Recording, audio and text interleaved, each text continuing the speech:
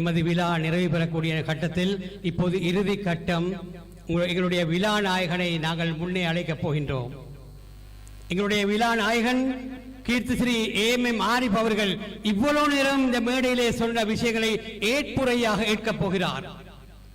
நன்றி கலந்த உள்ளங்களோடு, நன்றி கலந்த உள்ளத்தோடு, மனதோடு அவர் இவ்வளவு நேரம் சொன்னதை ஏற்புரையாக ஏற்க வருகை தருமாறு நான் அன்போடு அளிக்கிறேன். இன்றைய விழாவின் கதாநாயகன் கீர்த்தி ஸ்ரீ AM ஆரிஃப் அவர்களை. பிஸ்மில்லாஹிர் ரஹ்மானிர் ரஹீம். அளவற்ற அருளாளன், நிகரற்ற அன்புடையோன், அல்லாஹ்வின் திருநாமம் கூறி அண்ணலம் பெருமானார் ஸல்லல்லாஹு அலைஹி வஸல்லம் அவர்கள் மீது சலாம் உரைத்து ஆரம்பம் செய்கின்றேன். இந்த வைபவத்தை தலைமை தாங்குகின்ற எனது அன்பனும் நண்பனுமான, இன்று நான் வகித்த அதே காதி நீதிபதி பதவியை வைத்து கொண்டிருக்கின்ற AM ஜிப்ரி சார் அவர்களே, இந்நாட்டின் விசேஷமாக காலி மாவட்டத்தில் பெண்கல்வி தேவையில்லா என்ற ஒரு நிலை இருந்த காலத்தில் அந்த கட்டுப்பாட்டை மீறி தென்னிலங்கையும் பிரதானமான ரூணு பல்கலைக்கழகத்தின் சிரேஷ்ட விரிவுரையாக கடமையாற்றிய சித்தி கதீஜா முகமது அலி அவர்களே, உங்களை அன்புடன் வரவேற்கின்றேன். நீங்கள் ஒரு பெண் கல்விக்கு சின்னமாக விளங்குகின்றீர்கள். அடுத்ததாக, எனது காலத்தில் கல்வி கற்று ஆக உயர்நிலை அக்கவுண்ட், அதிலே காலி மாவட்டத்திலே முதல் சார்ட்டர்ட் அக்கவுண்டனாக வந்த எனது அன்பான மாணவன் நுழைப்பவர்களே, மேடையை அளிக்கின்ற அத்தனை கல்வி பணிப்பாளர்கள் தனித்தனி பேர் கூறி அளிக்க வேண்டிய அவசியம் நேரம் காலம் போதாத காரணத்தினால் தவிர்த்துக் கொள்கிறேன். என்னை பற்றி எல்லோரும் புகழ் மாலை சூடினீர்கள், அது புத்தகத்தில் இருக்கின்றது. அதனால் அது பற்றி நான் பேசவில்லை. நான் இந்த நிலைக்கு இவ்வளவு பாராட்டுக்களுக்கும் உரிமையாளனாக இருக்கின்றேன். அத்தனைக்கும் காரணகர்த்தா அரபாவின் முன்னாள் அதிபர் மர்ஹூம் பாபா அவர்கள் அன்று எனக்கு கை கொடுத்திருக்காவிட்டால் நான் இன்று எங்கே இருப்பேனோ என்பது தெரியாது. 2 காலம் தனது சிறிய அரசாங்க குவாட்டத்தில் இருத்தி தன் மகனைப் போல பார்த்து கல்வியொட்டி வளர்த்து ஆளாக்கியவர் அவர். அதனால் தான் என் புத்தகத்தில் எனது தாய், தந்தை, மனைவி பின்னால மர்ஹூம் பாபா அவர்களுக்கும் அவர் துணைவி பதுலிசா அவர்களுக்கும் சமர்ப்பித்தும் செய்திருக்கிறேன்.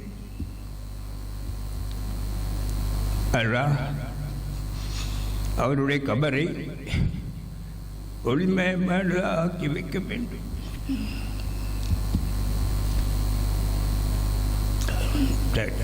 அடுத்ததாக, இந்த தாயிராவிலே செய்த வரலாற்றை எல்லோரும் பாராட்டினீர்கள். அது ஒரு பெரிய மிரக்கல் அல்ல, ஒரு அதிபர் என்ற வகையிலே செய்ய வேண்டிய விஷயத்தை நான் செய்தேன். அதைவிட பெரிய ஒரு மிரக்கல் இந்த ஊரிலே செய்தேன். யாரும் நினைக்காத ஒரு விஷயம், அதுதான் பெரிய விஷயம். என்னென்றால், இந்த பாடசாலை கையேற்கின்ற போன்ற இருந்த நிலை பாடசாலை கட்டிடமாக இருக்கவில்லை. பார்க்கும் திசையெல்லாம் விரக்தி. இந்த நிலையில் இந்த பாடசாலையை கெட்டி எழுப்பது என்றால் சாதாரண ஒரு STS-ஆல் செய்ய முடியாது. செய்யலாம், 20 ஆண்டுகளுக்கு மேல் போகும். அந்த நேரத்தில் பார்த்தேன், ஊரில் உள்ள முக்கியஸ்தர்கள் எல்லாம் பல கிளைகளாக பிரிந்திருந்தார்கள். மத அடிப்படையிலே, பிரதேச அடிப்படையிலே, அரசியல் அடிப்படையிலே. இந்த நிலையிலே ஒரே ஒரு வழிதான் இருக்கின்ற ஒன்று, இந்த பாடசாலை பதவியை கேன்சல் பண்ணி கொழும்புக்கு போவது, அல்லது இதை செய்தியாக போய் செய்வதாக இருந்தால் ஊரிலே இந்த 4 தலைவர்களையும் ஒன்றுபடுத்த வேண்டும். பணம் கேட்டால் பணத்தை தருவார்கள், வேறு வகை வாகனங்கள் வேண்டுமென்றால் செய்வார்கள். ஆனால் ஈகோ, நான் அதை விட்டு கொடுக்க தயாரில்லை. முன்னால் நீங்கள் கழிப்பீர்கள் சத்தாஜியோட வீடு, அந்த வீடை இன்று எல்லோருக்கும் திறந்து தந்தார்கள். அந்த மனிதரை போய் சந்தித்தேன். போனதே சொன்னார், எங்கள் ஊரிலே படிப்பர்கள் இல்லை, அதை நீங்கள் செய்து தர வேண்டும். நான் சொன்னேன், நிச்சயமாக செய்து தருவேன், நீங்கள் ஒரு உறுதிமொழி அளித்தால். என்னென்று கேட்டார், நீங்கள் எல்லோரும் மத அடிப்படையிலே பிறந்திருக்கின்றீர்கள், அதற்காக வீண் செலவு செய்கின்றீர்கள், நீங்கள் எல்லாரும் ஒன்றுபடி வாழுங்கள்.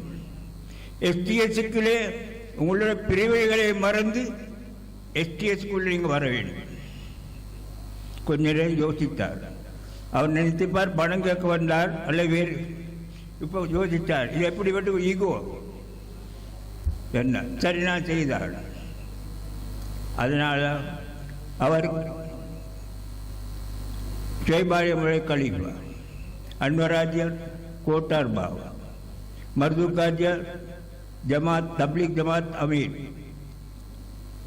ஜேபி ஹாஜர் தபுகொல், 4 பிரிவு, 4 அந்த பிரிவுகளை சேர்ந்த அத்தனை பேரும் சலாம் கூறி ஒற்றுமைப்படுத்தி வந்தேன்.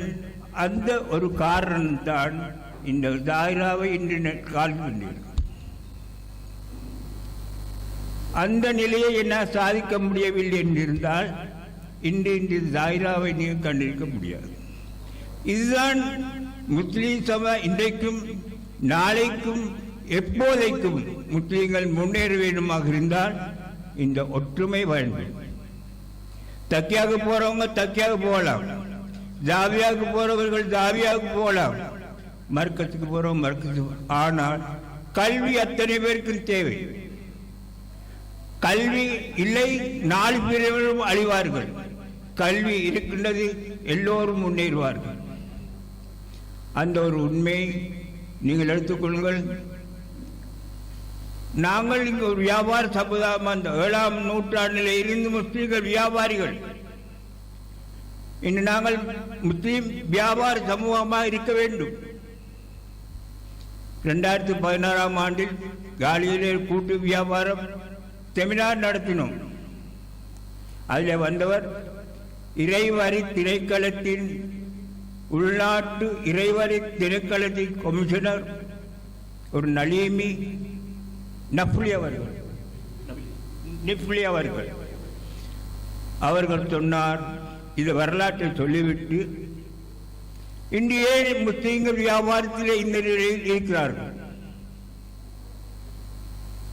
இவ்வளவு 7ஆம் நூற்றாண்டிலிருந்து வந்து கோட்டை, புறக்கோட்டை, மெயின் ஸ்ட்ரீட் அத்தனை முஸ்லீம்கள் கையில் இருந்தது.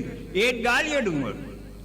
1961ஆம் ஆண்டு ட்ரைனிங் காலேஜ் காலி நகரம் முழுவதும் 90% முஸ்லீம்கள் வியாபாரிகளை கையில் இருந்தது. இன்று நீங்கள் கண்ணார காணுகிறீர்கள் என்ன நடக்கும்? ஒன்று கல்வியை விட்டது, 2 இஸ்லாத்தை கைவிட்டது. என்ன இஸ்லாத்தை கைவிட்டது? உண்மை நேர்மை இல்லை வியாபாரம். அதே நேரத்தில் அவர் சொன்னார், 2015ஆம் ஆண்டு முஸ்லிம் அல்லாத ஒரு சில்லறை நாடு பூராக சில்லறை வியாபாரம் நடத்துகின்ற ஒரு நிறுவனம் அரசாங்கத்துடைய வரி முழுமையாக செலுத்துகின்றார்கள். இபிஎஃப் வழங்கப்படுகிறது, போனஸ் வழங்கப்படுகின்றது, ஊழியர்களுக்கு அத்தனை சேவை வழங்கப்படுகின்றது.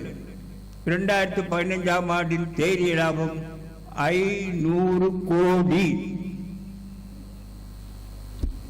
காரணம் இந்த ரெண்டு, கைவை கல்விட்டதும் வியாபாரத்தில் நேர்மை. அல்லாஹ் தஆலா நீதிகளை நிர்ணயித்து விட்டார். கம்ப்யூட்டரில் ஒரு சொல்வாய், இஃப் தென் ஒன்று சொல் பிரயோகப்படும். இது இப்படியானால் முடிவு இப்படித்தான், அதுதான் நடந்தது. அல்லாஹ்வுடைய கட்டளை வியாபாரத்திலே புறக்கணிக்கப்பட்டதுனால நாங்கள் இந்த இலங்கை தென்னிலங்கை கல்வி வரலாறு 100 வருஷத்துக்கு உள்ளது. மார்க்க கல்வியும் சரி, உலக கல்வியும் சரி.